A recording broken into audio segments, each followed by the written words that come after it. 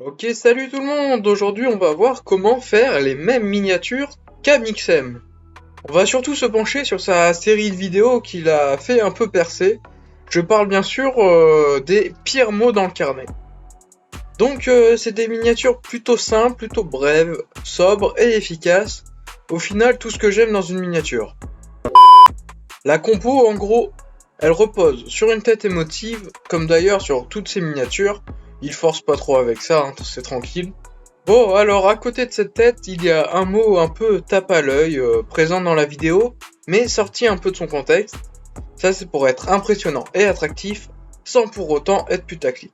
Donc ce mot, il est écrit de façon tape à l'œil, avec une police style un peu écriture à la main, calligraphie, tout ça, et des mots importants en gras pour les faire ressortir, voilà. En fond, on peut retrouver une photo de carnet de correspondance, ou un bulletin en tout cas, quelque chose qui se rapproche de l'univers de l'école. Ce fond, bien sûr, on va y appliquer un flou gaussien, comme tous les fonds de Minia, pour faire du contraste et pour ensuite mettre un peu de contenu dans ce fond. Et du coup, on va pouvoir retrouver, bien sûr, des éléments en rapport avec l'univers scolaire, comme par exemple un stylo, une note, ou quelque chose dans le genre. Et sur ces éléments, on va venir encore une fois mettre un petit flou gaussien, ou un flou directionnel, on peut aussi, ça peut changer, ça peut être bien. Allez, passons à la partie pratique et let's go sur Photoshop. Je vais essayer de faire de mon mieux pour vous expliquer, restez un peu indulgent bien sûr. Déjà, on va chercher une police qui fait un peu effet typographique d'écriture à la main. Et pour trouver des polices, je vous conseille d'utiliser le site Dafont qui va vous aider à trouver pas mal de polices que vous pouvez après télécharger. Par exemple ici, la police Black Jackal qui, je pense, va plutôt bien faire le taf. Donc on va écrire un autre petit mot drôle. Là, on va mettre un peu n'importe quoi parce que c'est un exemple, voilà. Mais on va maintenant venir mettre certains mots en gras, comme je l'ai dit tout à l'heure. Pour ça, vous voyez, il y a une option bold sur votre police. Sinon, vous pouvez toujours changer la couleur d'incrustation en allant dans les options de fusion et ensuite augmenter la taille de ce texte.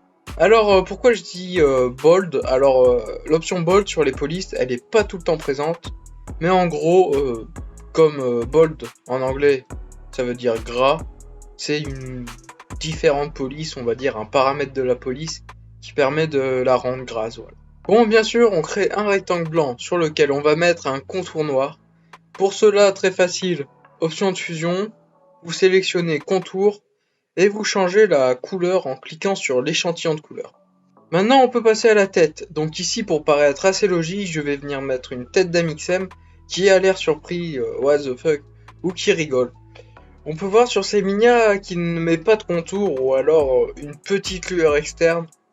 Personnellement, je vais plus venir mettre un contour. D'ailleurs, un contour noir, je pense que ça peut être stylé.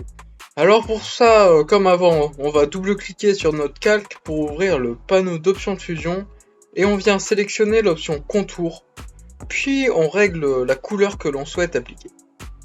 Bon, maintenant on va s'attaquer au fond. Alors rien de plus simple, on va sélectionner une image qui nous plaît sur Google ou autre, et on va venir lui donner les dimensions de notre Mia en l'agrandissant, etc. Après, on glisse bien sûr sur tous les autres calques. Ensuite, on va venir mettre cette image au-dessus de tous les autres calques.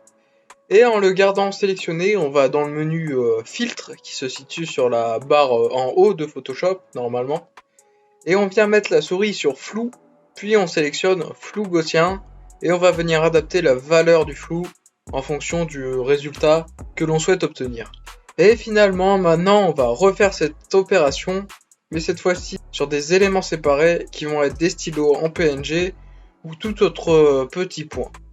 Alors, petit point site, encore une fois, si vous souhaitez trouver facilement et gratuitement des images donc sans fond, donc en PNG, je vous conseille le site PNG Egg qui est vraiment très bien pour ça.